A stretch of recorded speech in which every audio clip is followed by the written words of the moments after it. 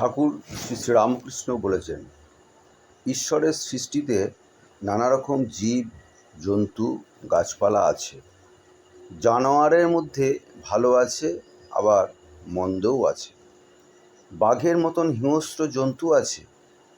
গাছের মধ্যে অমৃতের ন্যায় ফল হয় এমনও আছে, আবার বিষফলও আছে। তেমনি মানুষের মধ্যে ভালো আছে, মন্দও আছে। সাধু আছে, অসাধুও আছে। সংসারী জীব আছে, আবার ভক্তও আছে।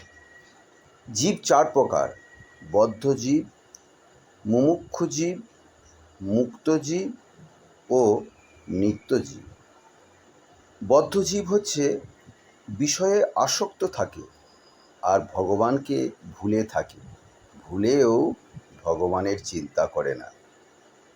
মুমুক্ষু জীব যারা মুক্ত হবার ইচ্ছা করে, কিন্তু তাদের মধ্যে কেউ মুক্ত হতে পারে না, কেউ পারে না।